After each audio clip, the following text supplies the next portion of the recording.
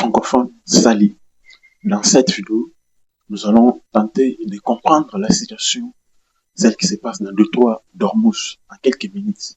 Mais j'aimerais, sans plus tarder, vous dire ceci. De cette semaine, les 3 destroyers américains avaient non seulement tenté, mais ils avaient déjà passé le détroit d'Ormuz parce qu'ils avaient déjà passé une très grande partie du détroit. Arrivés dans ce que nous appelons Golfe d'Oman, ils se sont heurtés par les missiles, les drones Shahed, dites vedettes iraniennes. Donc quand je parle des missiles, c'est les missiles tirés de l'Iran vers détruire les destroyers américains. L'Iran avait envoyé également les drones Shahed. Ce sont des petits drones qui sont genre fictifs, qui sont difficiles à détecter et difficiles à neutraliser en fait. Et ces drones ont été lancés contre ces 3 destroyers américains. L'Iran avait également lancé ce que nous appelons des navires puissants, rapides, capables d'endommager les grands bateaux, y compris même les destroyers, même les bateaux ou les navires militaires, navires de guerre. Eh bien, pourquoi l'Iran a donc envoyé ou bien attaqué les États-Unis avec ce matériel que je viens de préciter? Premièrement, l'Iran accuse les États-Unis d'avoir violé les cessez-le-feu en tentant de traverser le détroit d'Ormuz par force, parce que vous êtes sans ignorer que ce détroit est sous contrôle iranien. L'Iran a fermé de nouveau le détroit d'Ormuz, contextant les conditions des États-Unis pour parvenir à la paix. Les États-Unis, à son tour, a aussi bloqué les ports iraniens. C'est-à-dire que tout navire entrant ou tout navire sortant de l'Iran ne peut pas parvenir à cette fin pourquoi? Parce que les États-Unis bloquent alors l'entrée et la sortie des navires des ports iraniens. Maintenant, pourquoi ces incidents? Premièrement, c'est parce que vous savez qu'il y a 72 heures que Donald Trump avait soulevé une opération liberté, je pense une liberté de traverser des ports. Maintenant, cette opération avait été suspendue par les mêmes Donald Trump dans moins de 48 heures. Cette opération aurait pu entraîner, je ne sais pas, une reprise totale de la guerre entre les États-Unis et l'Iran. Pourquoi? Parce que l'Iran n'avait pas vu cette opération de bon oeil. Il qualifiait déjà, ils accusaient Trump de ne reprise de la guerre. Eh bien, Donald Trump avait mis terme à cette opération, mais selon certaines affirmations, selon certaines sources, Donald Trump avait mis terme à cette opération pour donner la chance à la diplomatie. La diplomatie, donc, il y a des négociations qui se passent entre l'Iran et les États-Unis. Ces négociations sont facilitées par Islamabad. Quand je parle d'Islamabad, eh bien, je vois le Pakistan. Il y a le Pakistan, il y a aussi les Chinois en coulisses qui sont en train de militer pour qu'il y ait véritablement un vrai accord, un accord trouvé par la négociation diplomatique et non par les tout militaires. Eh bien sûr, les États-Unis ont pris part à des négociations avec l'Iran. Il y a des propositions que l'Iran est en train de proposer face aux États-Unis, auxquelles Donald Trump n'est pas si content.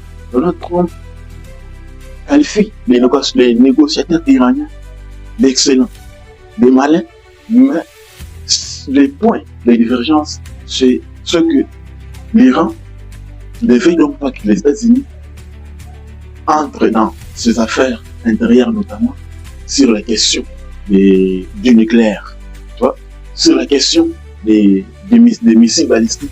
L'Iran voit de mauvais œil l'implication des États-Unis et celle d'Israël sur ces questions qu'ils pensent souverainistes, notamment celle liée à la capacité militaire iranienne de fabriquer ces missiles balistiques, celle liée à la dotation de l'arme nucléaire ou d'enrichissement d'uranium iranien.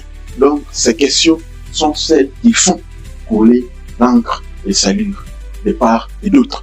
Les États-Unis ne veulent donc pas que l'Iran obtienne l'arme nucléaire, mais l'Iran enrichisse son uranium Parce que si l'Iran obtenait l'arme nucléaire, ce serait la fin de l'État hébreu.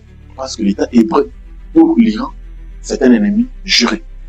Si les États-Unis ne font pas l'effort d'empêcher l'Iran de se doter de l'arme nucléaire, l'existence d'Israël serait mise en doute. Vous avez compris.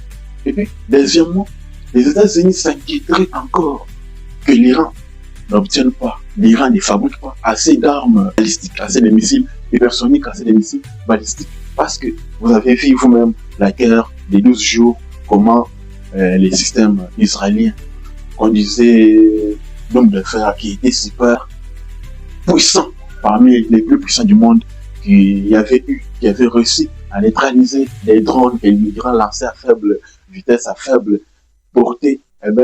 Ces systèmes israéliens a prouvé son incapacité, a prouvé ses limites lors de la guerre qui a tué Ali Khamenei. L'Iran a commencé à envoyer sur Israël et sur toutes les bases américaines dans la région, dans la proche du Moyen-Orient. L'Iran a envoyé des missiles balistiques et des missiles hypersoniques. Et ces derniers ont causé pas mal de dégâts. Et c'était des ouf parce que les bases américaines ont été touchées dans les profondeurs. Israël a été touché, y compris même dans les quartiers généraux, dans les sites sensibles d'Israël, notamment à Jérusalem, là où il y a pas mal de sites sensibles, des sites saints. Tous ces endroits avaient été touchés par des missiles iraniens pour prouver que les systèmes israéliens, les dômes de fer, sont une capacité. C'est pourquoi, ayant vu cela, les États-Unis ne souhaiteraient donc pas voir l'Iran développer de plus en plus des missiles, y compris les armes à destruction massive. Ce qui bloque les négociations jusqu'à présent, il n'y a que l'Iran envoie des propositions aux États-Unis. Et les États-Unis les lisent même dans 2-3 jours. Ils comprennent que non, ça ne va pas. Et ils restituent aussi les leurs. Quand l'Iran lit aussi les propositions qui viennent de la part des États-Unis, il comprend que ça ne tient pas. Voilà ce qui est en train de faire monter, ne permet pas que ce qui met en doute la paix. Et je vous le disais, les États-Unis, après avoir reçu des tirs et l'attaque iranienne, la marine américaine a répondu en détruisant tous les engins que l'Iran avait envoyés contre les 3 destroyers américains. Et ces 3 destroyers avaient réussi, selon les informations du New York Times, avaient réussi à traverser le détroit. Maintenant, les déclarations fusent des 2 côtés. Donald Trump, devant les journalistes, affirme que les Iraniens avaient tenté de se moquer de nous. Ils ont tenté de se moquer de nous, mais nous les avons tapés fort. Nous avons détruit tout ce qu'ils avaient envoyé contre nos destroyers et la situation est maîtrisée. Et Donald Trump affirme également que cela ne viole pas le seul effet. Le seul effet est toujours en vigueur. Il continue d'exister. Malgré, hormis ces incidents, hormis ces attaques, mais le seul effet tient toujours. Cette hypothèse, cette idée, cette philosophie est aussi remarquée de la part de l'Iran. Parce que, après que les États-Unis ont bombardé l'Iran, après que l'Iran, ces incidents, cet accrochage a été signalé dans le détroit d'Ormuz, tous les 2 côtés se sont calmés. Que ce soit l'Iran, que ce soit les États-Unis, tous les 2 côtés se sont calmés. Personne n'attaque personne. Ils se regardent en chien de défense.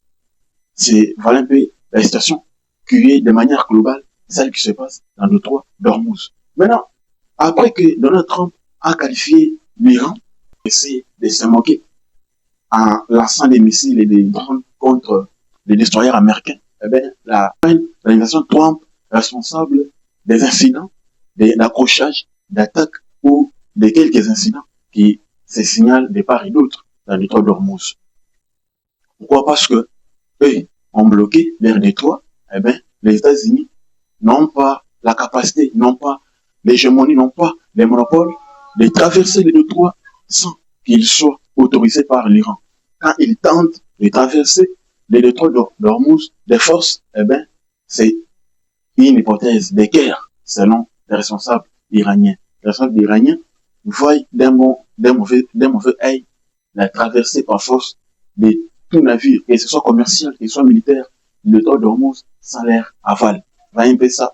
Voilà ce qui entraîne l'escalade en escalade dans le temps d'Ormuz. Et la situation est loin d'être pacifiée parce que les uns, comme les autres, ne jurent que de régler la situation par la force. Mais je pense bien qu'il va y avoir peut-être un réglage de ce conflit par la voie diplomatique, par la voie pacifique. Mais regardant les envies des uns et des autres, tout porte à croire qu'il va y avoir l'escalade. Eh bien, la France a-t-elle pris part dans le combat? La France rejoint les États-Unis dans son opération Epic Fury en Iran? Point d'interrogation. Pourquoi? Parce que il y a 72 heures, les gros portes avions français en service pour le moment a fait des mouvements. Il a fait des mouvements. Il était quelque part je pense, dans le canal de Suez, mais ces derniers l'a traversé pour être déjà à quelques centaines du détroit d'Ormuz. Je vais vous rappeler que la fois dernière, l'armateur français, c'est Massegem, qui est le plus grand armateur français dans le monde, son navire a été touché dans le détroit d'Ormuz. Son navire, l'armateur traversé le détroit d'Ormuz porté par les États-Unis. Maintenant, parmi les navires qui escortaient les États-Unis, cet armateur français, c'est Massegem, faisait partie du nombre. En tentant ou en voulant de passer les détroits d'Ormuz, ils avaient été touchés, surtout les navires français, c'est Massegem, avaient été touchés. Et l'équipage n'avait pas connu situation d'urgence, mais les navires avaient été endommagés en fait. Tu vois? Maintenant, la France, avec le Royaume-Uni, se sont coalisés en créant une coalition de 50 pays pour assurer et protéger les passages soit d'utiles de navires commerciaux dans les détroits d'Ormuz sans prendre part à la guerre irano-israël contre l'Iran. C'est clair. Eh bien, c'est pourquoi je vous ai dit au préalable ici que les porte-avions Charles de Gaulle français est en train a fait des mouvements. Il s'est rapproché de plus en plus du détroit d'Ormuz. Mais il attend, je ne sais pas, au moment opportun, je ne sais pas ce qu'il est en train d'attendre pour pouvoir passer à l'action. Mais retenez simplement que les plus gros navires français, des porte-avions, est déjà près de la zone et attend de lancer l'assaut. Eh bien, c'est quoi les atouts de ces porte-avions français? Eh bien, les Charles de Gaulle, c'est un gros navire français. Il peut porter plus de 40 rafales, 40 avions, 40 aéronefs rafales de guerre. Il peut apporter des dizaines des hélicoptères d'assaut. Ces navires peuvent apporter encore un nombre impressionnant de marins français parce que vous êtes un numéro que d'assaut et les rafales ne s'équipent pas d'eux-mêmes. Ils sont guidés par les hommes. Eh bien, les hommes, c'est les militaires français sur place. Eh bien, les porte-avions lui-même aussi, les Charles de Gaulle, il est escorté à son tour par d'autres navires de guerre français. Lesquels navires portent les porte-avions Charles de Gaulle? Eh bien, c'est les frégates. Les frégates sont des navires français de guerre. Les petits navires français d'assaut qui protègent eh bien, les Charles de Gaulle pour qu'ils ne soient pas touchés. Mais je vais vous rappeler que les Charles de Gaulle, c'est un grand navire français, comme je venais de le dire tantôt. Il est à propulsion nucléaire. C'est ce qui lui donne une autonomie de près de 50 jours sans se faire ravitailler. Il est également actionnant lorsqu'il est en train de faire ses opérations. Voilà, chers internautes, voilà, chers francophones, la situation dans les détroit d'Ormuz. Certaines informations, nous pouvons tantôt, d'une manière ou d'une autre, vous les apporter, mais je pense que vous avez retenu l'essentiel de l'actualité de cette semaine.